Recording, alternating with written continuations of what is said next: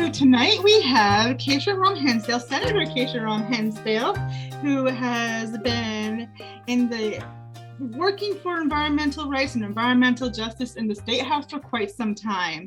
Tonight we'll be talking about what's going on in the new energy bills, and welcome. I'd just like to say some things first, that this conversation is going to be recorded. It is recorded now. It will be up on Facebook, and it'll be up on our website. So if you don't want to have your face shown, or if you just don't feel comfortable with that, I just want to make that out there.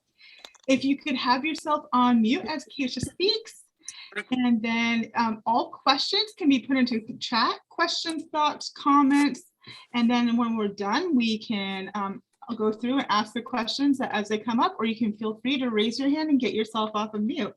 So as of that, and so let's get this fun conversation started. Take it away, Senator Ram Hinsdale. Thank you so much, Suzanne. It's really nice to be with all of you.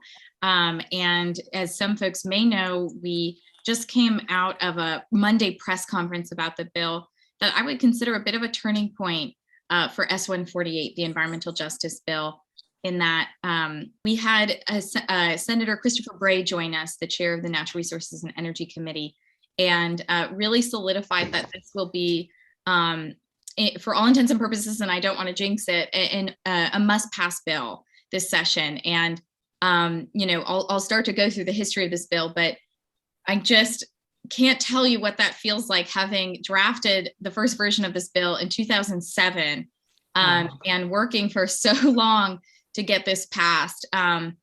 When I first brought it to the legislature, it was called a solution in search of a problem. We have a green state, and this isn't something that we need to work on. And at the time, I was traveling the state talking to hunters who had a higher burden of Lyme disease. Started traveling the state and talking to people in mobile home communities who were experiencing sewage backup and a lack of access to clean drinking water, people in immigrant communities who didn't have the capacity to talk to their landlord about possible lead poisoning and shipping lead paint. We have really had environmental justice issues for a long time in Vermont. But given our rural nature and the rural, the experience of poverty and other isms, that it can be really sort of isolated in our rural context, it took us a long, long time to build the kind of coalition that we needed to get the bill passed. So without further ado, I have a PowerPoint presentation just to really give context for the bill and sort of harken back to some of that history of why this issue is so important and why this bill has finally become must pass. So S148, what does it do in the state of Vermont? So just a bit of background, Vermont is one of the last states in the country without an environmental justice policy. The EPA asked us to remedy that starting in 2015. I already knew in 2007 that we were behind, at least half or more of the states in the country and not having something formal on the books. But the EPA gave Vermont a lot of time and then started putting it in the performance agreement that you have to start melding civil rights and environmental protection policies. I will also say there are two New England states who do not have an environmental justice policy, us and Maine. And Maine is on a parallel track to pass an environmental justice policy this year as well. So I'm glad that we'll be hopefully going together, and all of New England will have strong laws on the books around environmental justice. So what do we mean by that? And this is the more legalistic kind of formal sense of what we mean by environmental justice policy. And it really truly has been embedded in civil rights, in Civil Rights Act litigation. Sort of looking at, do people have equal protection under the law? And some folks may know, North Carolina was the state where this battle was first fought. So it's not that it's not only an urban issue. It is certainly a rural issue where people experience invisibility and get left behind. But it was thought of for a long time as an issue where you might have a refinery next to a Black and brown community. And then at the same time, we were fighting battles like Love Canal, with Lois Gibbs, and we weren't quite putting two and two together and bridging these movements. But over time, with a lot of civil rights litigation, these are the kinds of buckets that have developed around what environmental justice policy is. The substantive piece is more of that kind of constitutional language that's starting to become, to build in conversation in various states. I think New York is the latest to have that debate of truly ensuring equal access to clean air, clean water, recreation, healthy homes. Healthcare certainly comes into play, fresh food. When you think about healthcare and fresh food in Vermont, that experience is usually marked by your transportation access, right? So we know that 25% of Vermonters can't get to the grocery store or a doctor's appointment when they need to. They're beholden to other options to get there that may not get them there when it's needed for them. And so, we are constantly aspiring to ensure equal access to all these things. Procedural justice has become a really big part of a lot of our conversations. And in my 10th year in the legislature, I can tell you, it can be really challenging to ensure procedural justice. And it's also something we strive toward. There are full definitions around what meaningful public participation looks like. It can't be, something thrown together or a meeting that's in the middle of the day. But that stuff happens often. So we have a government that's finally starting to think about how it needs to transform its outreach and its engagement so that it meets the needs of people, not just checks a box. I have a whole separate bill that's actually S147. That's a language access plan bill that's working its way through Senate Government Operations. And language access is one of those affinities or identities, your limited English proficiency will set you back exponentially. So if you don't speak English and, are a Black or brown person, if you don't speak English and you are low income, that inability to speak the language really sets you back in terms of being informed and being able to participate in general, and particularly in environmental decisions. So you see huge health disparities with limited English proficiency. And then finally, that distributive justice. This is where we are borrowing in the bill definitions from places like Massachusetts that have iterated multiple times on how to define an environmental benefit and an environmental burden. And the idea being that everyone should have equal access to clean air and clean water. It won't always be the case. Everyone should live in a beautiful, wonderful place, but we are going to have environmental costs and environmental burdens.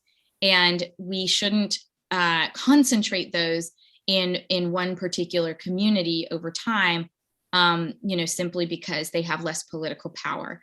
And yet that's often what happens, right? So, anyone might feel like I'm experiencing environmental injustice. I don't want to look at that in my neighborhood, and they might get rid of it in their neighborhood, and it does go somewhere. And so the idea being that we can't get rid of all of the environmental costs and burdens, but we can distribute them so they're not accumulating in one place and causing much greater harm to certain communities that are less politically able to fight back. So mobile home communities have been, in many ways, the most visible environmental justice communities in Vermont. And visible is a hard word to use because often they're very invisible to all of us, but mobile home communities have received environmental justice grants from the EPA, and this became a very visible issue in Tropical Storm Irene. As folks may or may not know, when Tropical Storm Irene hit, mobile home communities made up 8% of the state population, but they were 40% of those affected by the flooding. So the disparity was pretty stark. And, then you also have the question of, well, what happens, after you have that kind of disaster? Who recovers? How do they recover? How much agency do they have to recover? And this is going to come up again in the legislature. Folks may have read in the papers that the governor's administration has proposed a little less than $5 million to buy people out, of mobile home, their mobile homes, so that they can move elsewhere. Well, the person who can get the paperwork together, who can get, this small amount of money, who can move out of the mobile home park, who can move somewhere else they can afford, who wants to leave that community, who wants to, who hopes that they can get in the same school district for their child. We're asking a lot of people, and we're also leaving a lot of people behind. So we're having an environmental justice conversation, I would say right now in the housing committee, about what does it mean to simply offer buyouts to people instead of wrapping the whole community in services and supports to potentially move the entire community out of a flood zone. So, instead of buying people out of a flood zone, how do you actually give them agency and decisions about what comes next? Migrant farm workers have also, long been kind of rendered invisible in our thinking about what environmental injustice looks like in the state. But, the experience of migrant farm workers in terms of their housing, their occupational safety, whether or not they have access to a washing machine to wash their clothes after, a long day with livestock. These are all questions, of environmental justice and injustice, including that piece about transportation, access to medical care, and language access. So here's something, that I think really matters to us when we talk about the incentives that we're going to use to get more people to participate in our energy future, and the ways that we want to transform the grid and transform people's experiences with energy. First of all, when we say energy poverty, the most energy impoverished area in the state is the Northeast Kingdom. The idea being that they spend far more than 10% of their income on fuels, particularly heating fuels.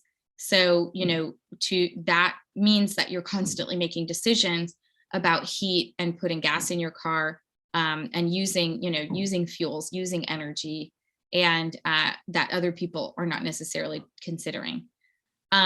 This also, is a question of, who feels commercially able to access our renewable energy infrastructure and options. So BIPOC individuals in Vermont were 7 times more likely to have gone without heat in the past year, 2 times more likely to have trouble affording electricity, and 7 times less likely to own a solar panel than white Vermonters. And I think there's some other slides that will help you see sort of the patterns, particularly in terms of renting versus homeowning, that make certainly the last one a case about solar panel ownership.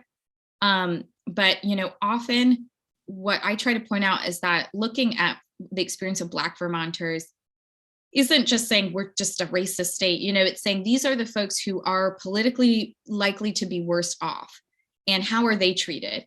And you can use the tools and the resources that you put towards supporting them to create a much more universal design, much more universal access to these programs, and reduce a lot of barriers that help other folks too, regardless of their race. So, here we get more of a sense of that, the kind of experience of stewardship and land access and ownership. 76% of Vermonters of color identify as living in nature deprived areas, compared to just 20% of white Vermonters. So that access to recreation, that proximity to a park, to, looking out your window and thinking about what you see. This homeownership disparity is one of the largest in the country as well. 72% of white Vermonters own homes, compared to 24% of Black Vermonters. That's about a 50% difference, and makes a big difference when you're talking about how you participate in what the tools and supports we have created in a lot of our environmental spaces. So here is S148. That first bill I showed you was from 2007. Here is the bill from 2021. Really grateful for the co-sponsors we have. We have people might be coming from all over the state. We have 2 senators from Washington County, which I think is where a lot of folks end up being based who are in the Sierra Club. But Senator Campion, Senator Hardy from Addison County, Senator Lyons and Pearson from Chittenden County, and Senators Kirchlich and Polina from Washington County. And as I said, Senator Christopher Bray has made this a priority and is very excited to pass it. And so the bill includes the findings that are kind of reference what we just talked about, because it's really hard. For a long time, this bill wouldn't go anywhere because people didn't think we had a problem of environmental injustice. And so we put in a lot of findings that's not as common in the Senate. similar to what we talked about, but also including things like land ownership and access, not just home ownership and access, but as some folks may know, there's maybe 3 intergenerational Black farms in the state. The BIPOC land ownership rate is like in the 0.02% range. So, we have a real disparity just in who feels that they can steward and access the land. The definitions go back to that idea of what is an environmental cost, what's an environmental benefit, and how do you think of environmental justice as equalizing those environmental costs and benefits for all communities, and using marshaling resources towards ensuring that the communities that have the most environmental burdens experience some relief and some remediation, especially in their improvement infrastructure. This requires that environmental justice be embedded in the mission and the framework of most state agencies. This is a requirement not only of the Agency of Natural Resources, but the Department of Health, the Agency of Transportation, the Department of Housing and Community Development, you name it. I could go on, but they all have a responsibility because they get federal dollars to understand the environmental burdens and impacts that are being created and which civil rights protected classes or low-income folks are being most impacted.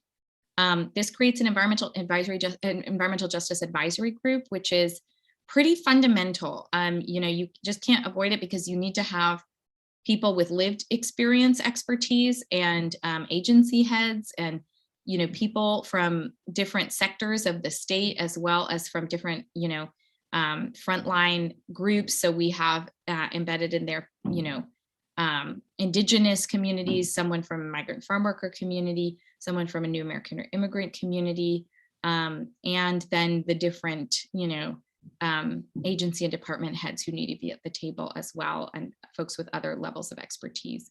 There is an A&R officer of civil rights. That was a long time coming. It's a part-time position right now, and this bill would make it a full-time position and hopefully extend that at some point into an office. And then finally, I think really critical, especially when we're talking about where to distribute funding and where to locate those over accumulations of burden, we should be using essentially the EJ screen mapping tool, which is a federal environmental justice mapping tool that takes census data and pollution data and kind of overlays them. And we could be doing that a lot more right now. What's really nice about EJ screen in more recent years is it started to include flooding vulnerability and heat vulnerability, which are pretty acute in Vermont, depending on where you are. And so just knowing that this tool has improved while we look at what environmental justice should, how we should tackle that in the state, has been promising. And here finally is just sort of an example of the ways that you might use mapping tools to start to overlay a lot of different, sort of environmental burdens with identity markers and see where there's a concentration. This is not Vermont on the left, this is Los Angeles, but it is a lead paint indicator. So we're looking at the EJ screen tool for where is it the highest concentration of lead paint. That's something that we should start to be able to map and visualize in Vermont in short order, and really see, we'll often start to see that it's highly concentrated in areas with renters, with people who have limited English proficiency, with Black and Brown Vermonters, and potentially in certain parts of Burlington and Winooski. So that's one example of a tool, an index that the Environmental Justice Advisory Group would look at and start to put together. These are the different indices that we want to see. And, the bill, when Conservation Law Foundation came in, they also recommended having threshold information so that we're looking at redistributing resources where there are a higher number of people who have limited English proficiency, people who are identified as low income or are identified as low income, and people who are BIPOC. And so you can start to see the communities around the state where there's these concentrations or thresholds, and it starts to essentially really align with places where we already knew that there was more impact than there was benefit, not at all just Burlington and Winooski, but the Northeast Kingdom, Barrie, Rutland area where we have higher rates of asthma, certain areas that have a high vulnerability to flooding. So, we've started to be able to overlay anything from a Superfund site to identity markers to flood vulnerability and see where are the communities that are facing that burden over and over again. And I think that is it. I wanted to leave you with this story. You know, it's not necessarily an environmental justice story, but I just really think it helps when we're talking about, you know, what the environmental movement and sort of like folks who appreciate the outdoors can do to be part of the social justice movement as well. Sorry, there's no like trigger warning on this for people seeing the Confederate flag, if that's sort of startling for you. This is an image of Bree Newsom Bass, who took down the Confederate flag from the South Carolina legislature. And people, you know, they know the story of Bree Newsom Bass, right? They just think, okay, this woman like got annoyed and like went up and got the flag. Well, look closely at the picture and you'll see really expensive and like well-made, you know, gear, right? Like gear that environmentalists use, you know, to climb. And what actually is the story behind this picture that's become famous, but not a lot of people know the full story, is that a group of mostly white guys, you know, got together with Bree and said, this flag needs to come down, but we're not going to be the ones to go up and get it. That's just not a symbol. That's not a good statement. And so Bree was like, hey, I'll go up. I don't know how to climb. I don't have all this fancy stuff to climb up a pole. And so they worked with her for 10 days to teach her how to climb, to give her all the gear she would need to climb, to go get the flag.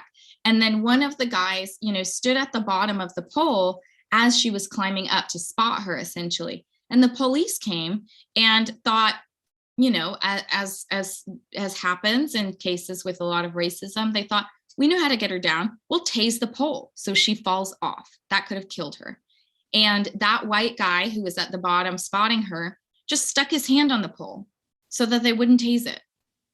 And that's the actual story of this flag coming down from the legislature.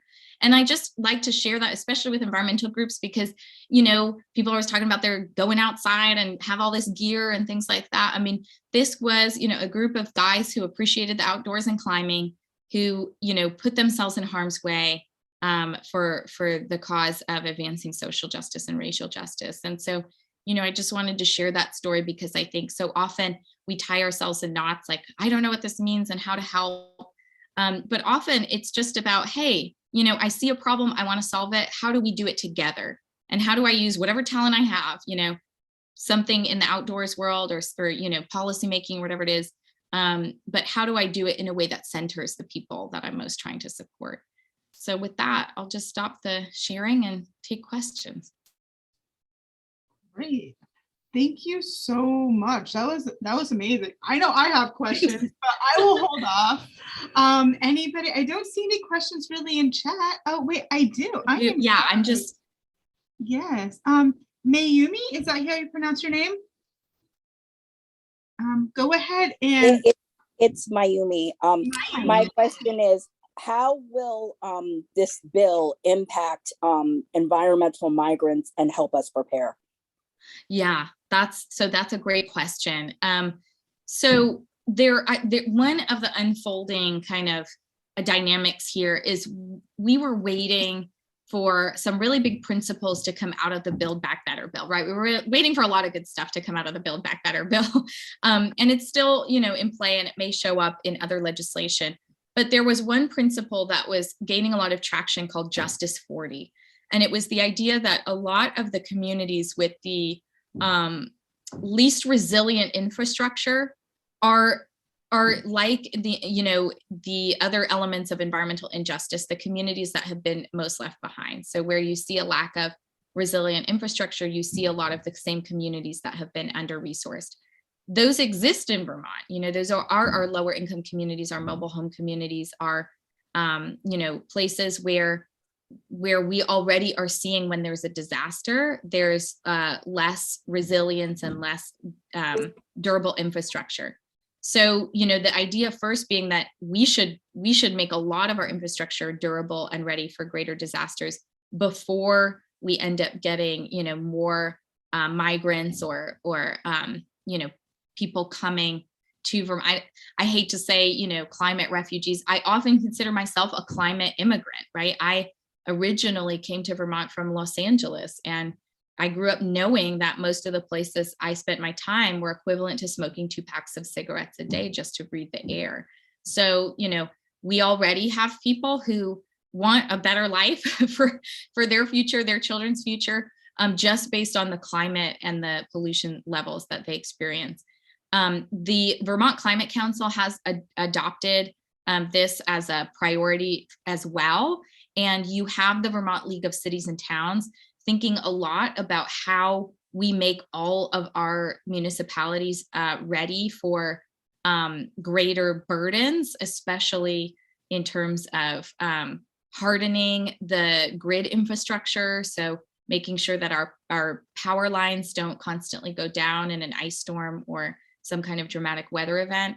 But you look at this extreme cold that we experienced just this week that closed down our schools, and extreme cold and extreme heat, are going to kill folks who, don't have a strong embedded network to rely on, who, are low income and are behind on their heating bills and maybe, haven't necessarily prepared for some kind of disaster. They're thinking, I'll let this bill go and I'll let that bill go. And, that's the kind of thing where we are going to see deaths if we are not thinking about how we deal with more extreme events. Burlington has the same heat vulnerability and heat island effect as places like Detroit. It is worse than we thought just in a place like Burlington. And then, places like Rutland and along our river corridors have significant flooding vulnerability. So we're already trying to move people out of those places they'd be vulnerable or give them greater resources. If people, start to move up here, we're going to have really deep social networks as well to say, this is where we have capacity, and this is how we're going to keep each other safe in a dramatic climate event.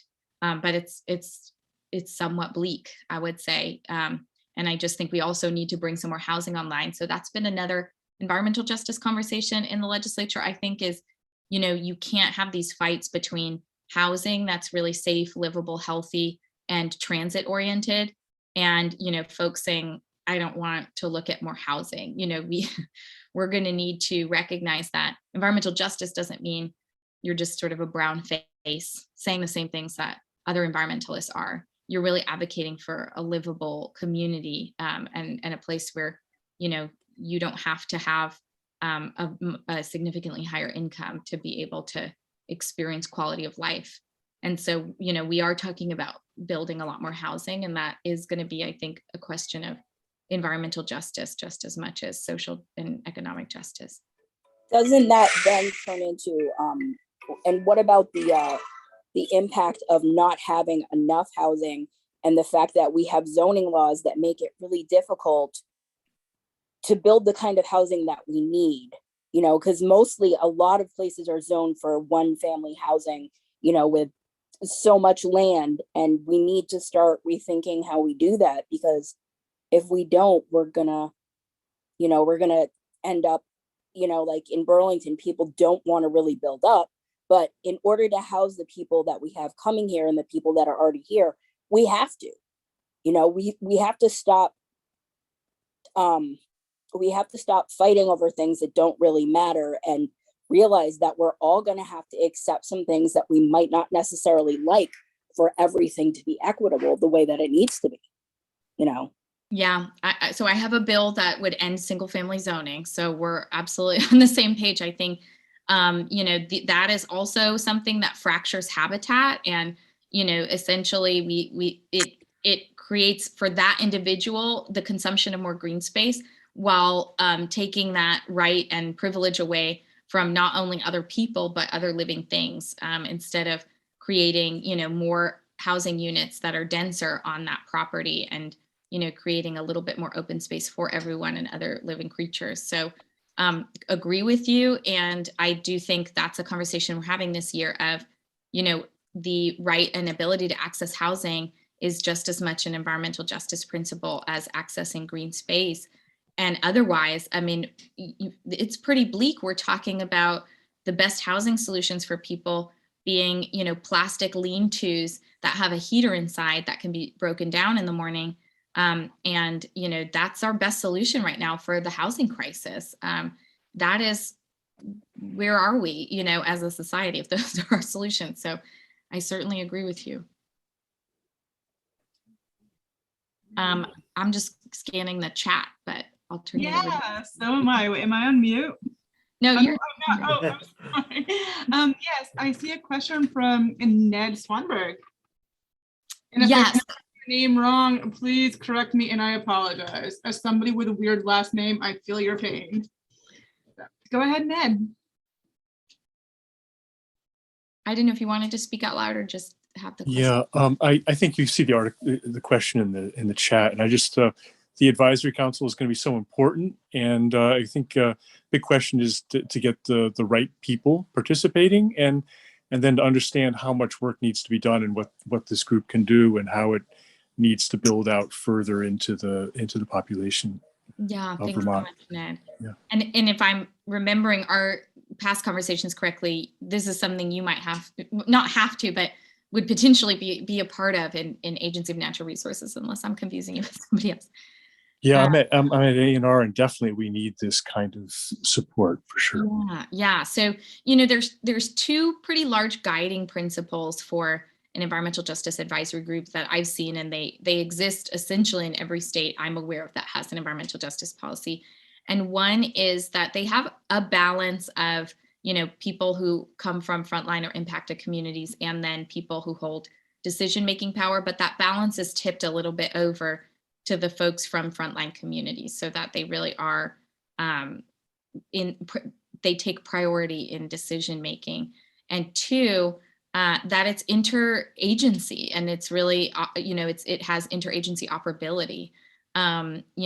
Environmental justice is pretty broad, and Department of Health is as critical as Agency of Natural Resources, as would be the, Department of Public Service. So you can talk about energy incentives. And transportation, as I think Beth pointed out. All of the transportation, I should, as an aside, has probably been doing the best of any agency, only because they get so many federal dollars, they can't really afford to just ignore this. So, I wouldn't say they're perfect, but they have a pretty solid environmental impact and environmental justice lens, a tool that they have because they have had to. They know where their bread is buttered, and other agencies have been a little bit slower to pick this up. So, you have to make sure that all the agencies that need to be there are present. From there, we have, we're refining the advisory council right now, and I don't know that we're going to get it right to the point that, it's perfect. I think we want to empower it to get started, and, creating a beginning is important, even if you fail or even if it's not perfect. And then, let that group build from there. It's sort of how it's going to self-govern, or how they're going to bring on other voices. That happened a lot with the Climate Council, as folks may know. The Climate Council had one person who identified as a person of color in all 25 Climate Council members, to my recollection. And they asked me, and they asked a lot of other people for help populating the subcommittees, so that it very much diversified, the incomes, the race and culture, et cetera, of people who were present. At the same time, the challenge there, and the challenge of this advisory group, is compensation, right? So with the Climate Council, even people on subcommittees were asked to give 4 to 6 hours a week of time, and would only get compensated for formal meetings at $55 a meeting per diem. I'm on government operations. We're really trying to fix that, not only to just say, okay, double that. Everyone who serves on a board or commission in the state should get maybe $100 per meeting, which is, a little bit more meaningful. But maybe there could be more flexibility, so that you can use other dollars to resource groups where you're really trying to attract people who can't simply volunteer their time, or you can just rebalance, take the pot of money and give it to the people who need it more. And other folks may have a job, where that they can sort of be somewhat compensated for attending those meetings. But how you compensate that group is going to matter a lot as well, because the first thing they're going to be asked to do, you said, what kind of reviews can you see it providing? The first thing, they're charged with in the bill is to work on the indices that we would use to overall measure environmental distress in the state. And they'd probably look at comparable rural states and how they measure that. But, you wouldn't do it the same as a major city that either doesn't have, say, lead as a major issue in the housing stock, doesn't have the same level of flooding. So we're looking at trying to figure out what are the unique characteristics of Vermont that create a cumulative burden of impact. They would have a big charge, but that's the same in every state. I would also say most states don't just have an advisory group. They have an external coalition that really pushes on government. This is an internal group, and you still need that external group as well. Great, thank you. I see that Matthew LaFleur has his hand up. Unmute yourself. Yes, I have a question about that, to piggyback on those issues. How about BIPOC community oversight, advisory committee? Because it needs to be oversight. I know there's a problem within the state oversight, of these programs. And without oversight or foreseeing these programs, of where the money goes and how it's actually being used, I think there's also there's a problem within how the way the government operates within Vermont, plus the way the United States of America is, literally. As for example, how the United States of America became first off, it wasn't, to be honest, it wasn't a Black person who became the first president of America. It wasn't that way. It was someone white, and that's how I look at it. Is how do now there's more people of color moving in within the states, and there's other people that are that don't want to give up power, to move forward, like most of the other states that are trying to do voting restrictions in other states, as we see. It's just they're afraid to move forward. To me, is how can we achieve our goals knowing that the power to be persons behind the scenes are controlling other parts of government, knowing that we have a very big issue within the issues we have right now. So how can we achieve this? Thank you. What we know. Yeah, thank you, Matthew. You ask a really big question, and my job is to do the best I can to ask that question in whatever strategic way I can, because I would agree that so often what we do is try to influence the negative impacts that we've had on Black and brown communities by giving white organizations more money to have an impact. And, instead, I've often said, you really just have to get out of the way and, resource those communities directly. When we had the Department of Housing and Community Development come in and say, we want more money for BIPOC home ownership and, improving housing and rehabbing housing for BIPOC Vermonters, I said, I don't know why we would give it to you. I'd rather just really give it to the NAACPs and Migrant Justice and Association of Africans Living in Vermont and let them do something with the money.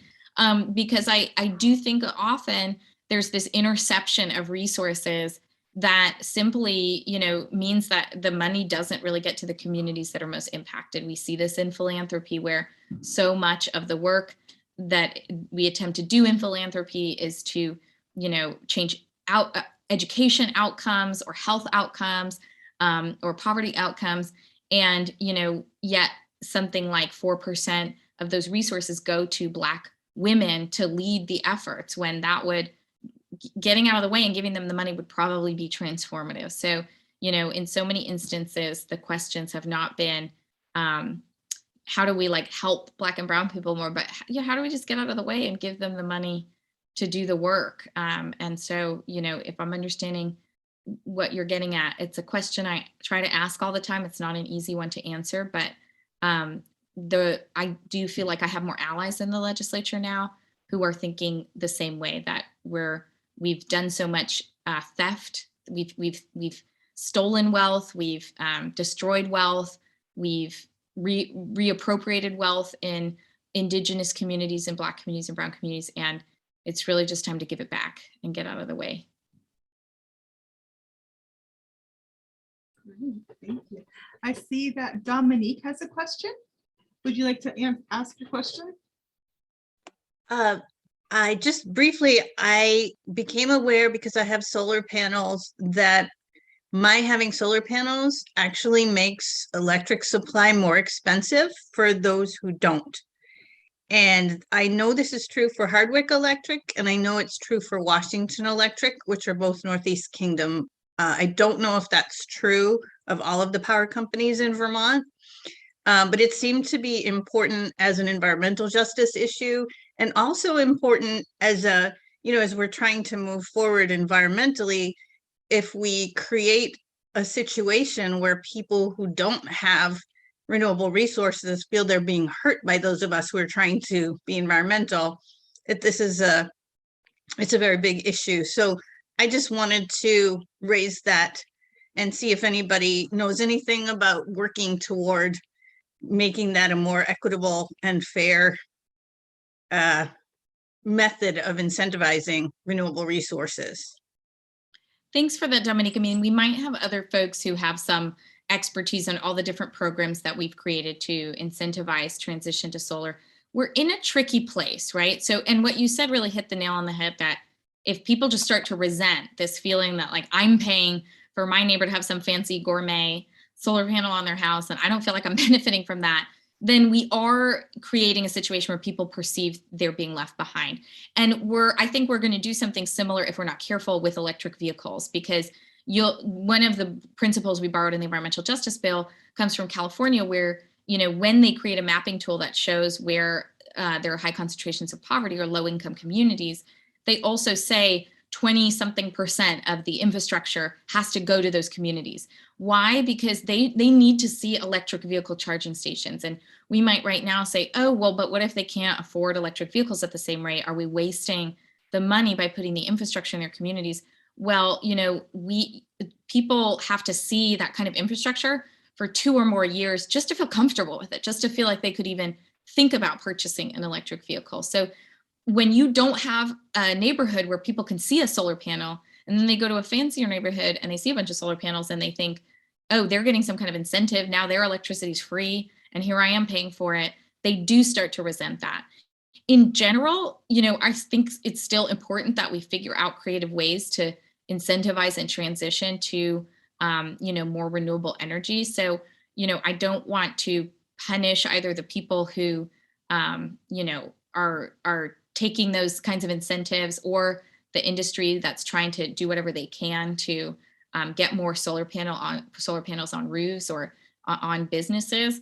I think we need to subsidize and invest in many, many more people having access to this kind of infrastructure.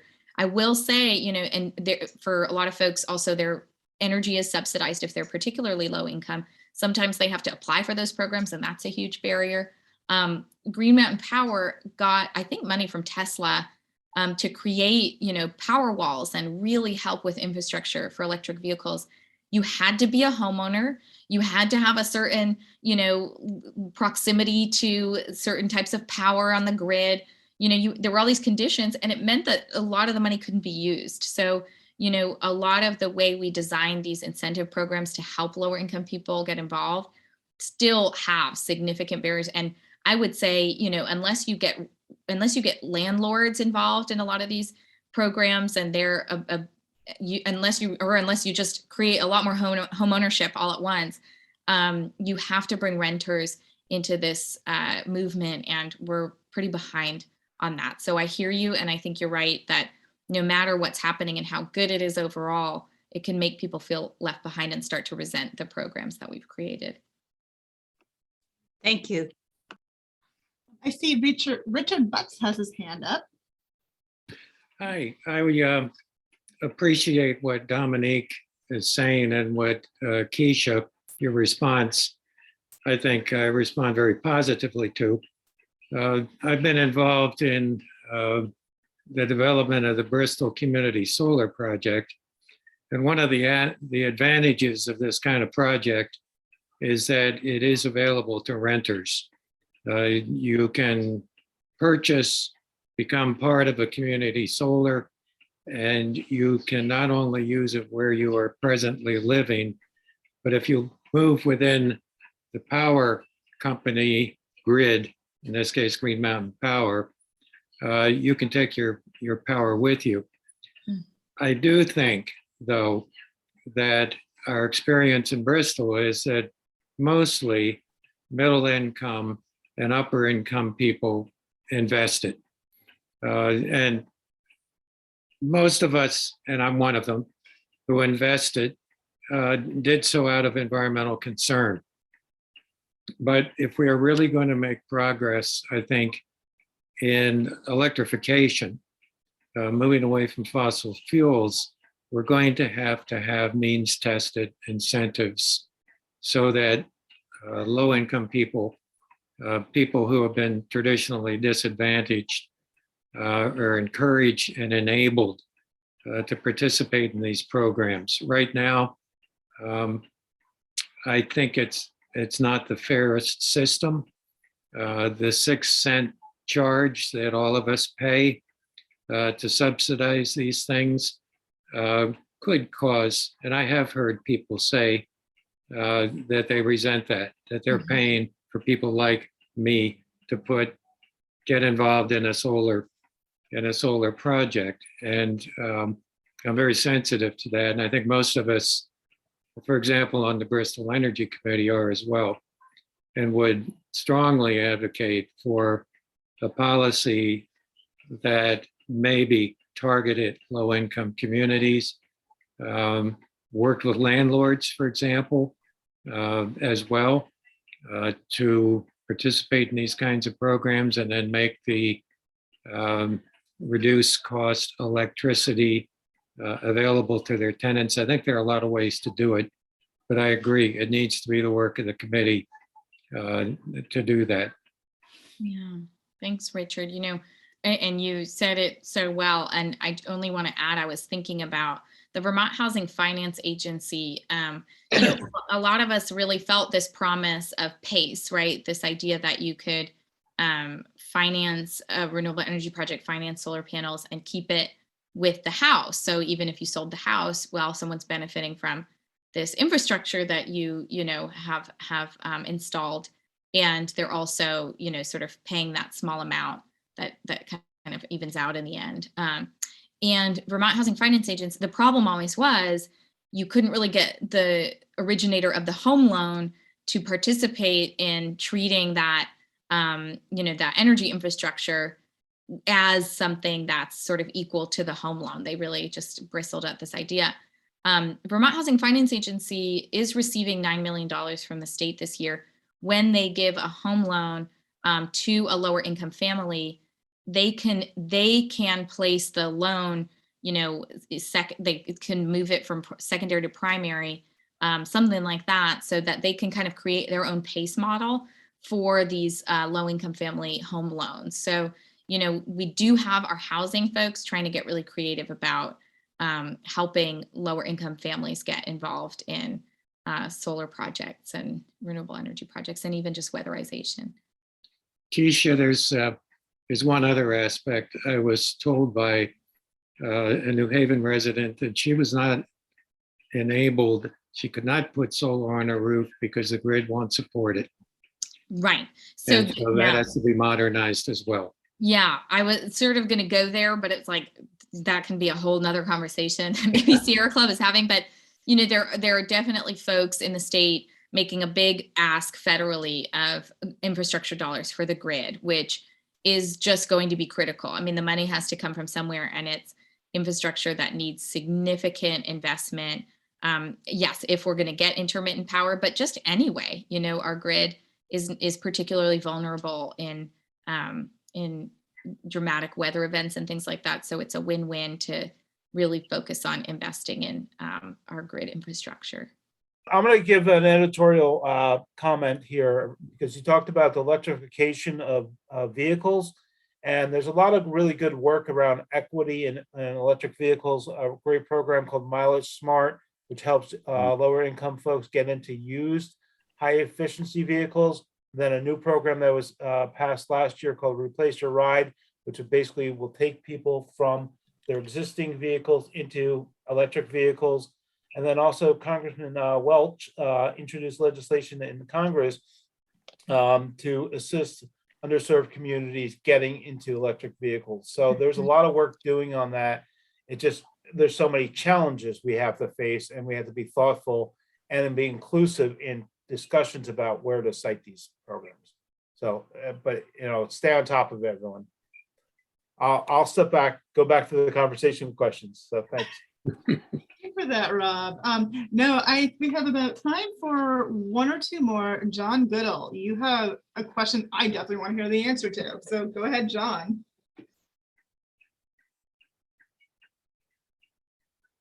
I can also Let see. me see if you are muted. Oh, you are you're muted, John.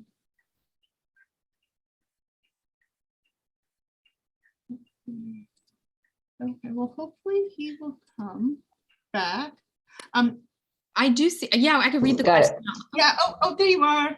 Okay, sorry about that. That's okay. I was wondering how the Senate Bill 148 relates to environmental issues and programs of lands used by National Guard and other military programs bases. Are they exempt, or do they need to meet policies and regulations like everybody else? I mean, something like this bill, that's kind of a lens through which to look at who's left behind and who can raise environmental concerns and how they're addressed or mitigated. I think, it might not be a satisfactory answer, but I think this is something, these large institutions that kind of get away with doing something that's very unjust, but don't necessarily have anyone to hold them accountable to that, at least some kind of concern or complaint. There is a complaint process for the advisory group to be able to hear complaints and think about whether there's a way to bring stakeholders together to remediate or address harm. So for example, people want to raise, and we were talking about this a little bit before, Suzanne and I, the fact that when that we rely on Hydro-Quebec as a very big part of our meeting our renewable energy goals, and Hydro-Quebec flooded an area, about a third of the size of Vermont that was sacred hunting grounds and, tribal grounds in Quebec. And that was kind of like, well, that wasn't our fault. We're just benefiting from it. We're going to move on. And, now you have a lot of groups raising them again. And, we might not be able to change what we're doing, and we might not want to change what we're doing. We don't want more pipelines. We don't want more fossil fuel infrastructure, but we still might, go back and say what harm was caused, and is there a way to repair that harm or even acknowledge that harm? So I think, I'd be happy to talk with you more about the specific issues from the National Guard. And I mean, the military is the biggest environmental polluter and causer of harm globally, but is there any system for accountability? Probably not, so this at least creates an advisory group within ANR that if it rises to that level, they can have more public participation, more hearings to really think about ways that you either repair the harm or, at least help give people a different environmental benefit if you've created a deep environmental burden or taken away something, sacred or critical to a particular community. So, at least it brings it back into the light of day. Thank you. So any other questions? Anybody else?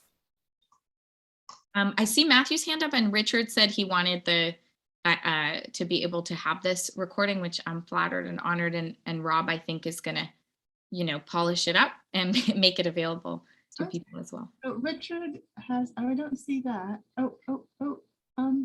Yeah, if Richard does, go ahead. But if not, I have a question, but go ahead. Go ahead. Anybody else? Me, this is Matthew. I actually put my hand up, raised my hand. So yeah, and to come back around this, disadvantaged communities around Vermont. If there's one community that has a hard time, or even has not yet been a part of, that's trying to be a part of within the disability community of Vermont, because they're the ones that are most, vulnerable. They're the most, the ones that are taking, this climate, challenge or issues head on. And to get those, types of communities involved, because there are limited resources for them to actually attend or participate, or we don't have accessible technology to help them to participate, because that's another problem, is without accessible technology to know what's going on, how can you participate, for one? And how can you be part of a conversation, for two? How to address these issues around what we have, for three? Yeah. I mean, such great, like, big, important questions, Matthew. And, I don't want to just sort of cop out and say, run for office. But I find that even I am guilty of, not thinking about an experience that isn't my own lived experience. And so when I introduced the language access bill, for example, I had in mind a lot of the spoken languages that are, spoken by immigrants and refugees who are coming to Burlington. And it took the disability community pointing out to me, we really need ASL in your language access plan. And I thought, oh my gosh, what an oversight on my part, that as I'm really trying to hold the state accountable to better language access, I omitted that myself. So, I think it's just important to admit that. I mean, I talk all the time about how valuable it is to be the first woman of color in the state Senate, just because there are lived experiences that I will think of that won't come to mind for other people. And I am guilty of the same thing at times. So I'm not just saying run for office as the only remedy, but you are right that unless people are able to engage in self-advocacy, they are often left behind. I'd love to tell one more story. It's not quite environmental justice, but it's very much parks, recreation, access to open space. I was when I worked for the city of Burlington, I was in charge of the 25th anniversary of the ADA celebration, and we were going to do it at North Beach because they had just created a wheelchair ramp access down to the lake. And I kept looking at everything at North Beach and saying, how would someone who has mobility issues in a wheelchair get here? How would they get here? How would they do this? And I looked at I was with someone from Parks, and he was just like your average Joe, working for the Parks Department, really nice human being. And I just looked at the benches and I said, how would someone in a wheelchair roll up to this bench? I just feel like they're going to feel really left out, and they're not going to be able to sit here and eat their food at a table. And I come back the next day, and he had just sawed off part of the benches on like several the picnic tables. And he was like, now someone with a wheelchair can roll up to it. And, I just felt like, thank goodness for this person, like somebody to just create the infrastructure without asking permission and going through all the permitting and red tape, just created access with his own two hands. And so, really appreciating what you're saying. And I don't have a great answer, except really trying to get in that mindset and think about universal design always. Great, thank you. So I guess we're out of time. Great questions, great conversation. Thank you. If you have any final thoughts, anything you want to say, anything that we can do to help you get this through, let us know. Go ahead.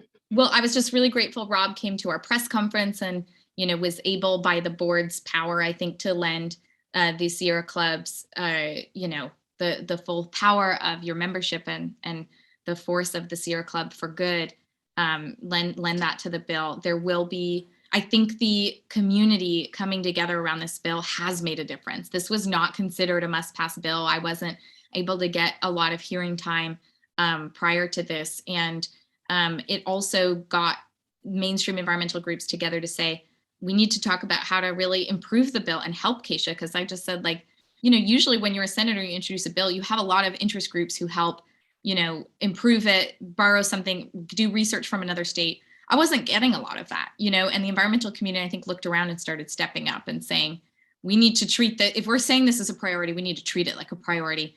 And now, we're having this conversation. Sierra Club's been at the table. Conservation Law Foundation is full of lawyers who help write environmental language, and they're finally helping me with the bill. So, you know, the environmental community, I think, finally is learning how to marshal its resources for those who have been left behind. And I think that's an exciting and positive thing that we can build on for the future, because we're going to need it.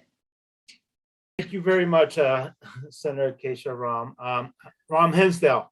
I keep forgetting that you got married over the summer. So we thank you for this presentation. I just want to give my also editorial opinion again, is your services while you've been in the legislature and even in between when you weren't in the legislature have been so helpful for me to understand a lot of these issues.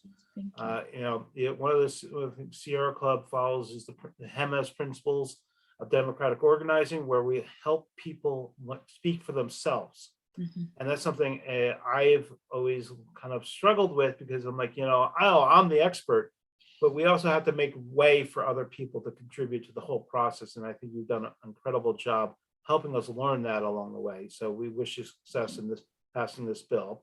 And I wanted to acknowledge all that work you've done to facilitate this work to move forward. And then also, for those of you who are on the VPIRG, Vermont Public Interest Research Group mailing list, they just sent around a petition to support this.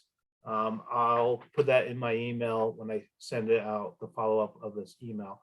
But I just wanted to just kind of give everybody else here just some other events that the Sierra Club is involved with. We're going to be doing on January 26th, a policy briefing on the Transportation Innovation Act.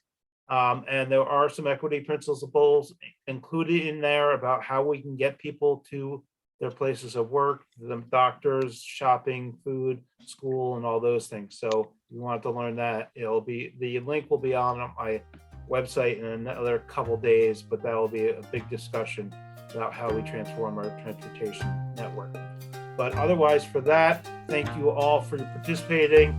And thank you once again, Senator Kesha Ram Hinsdale, for all your good work. Good night, everyone.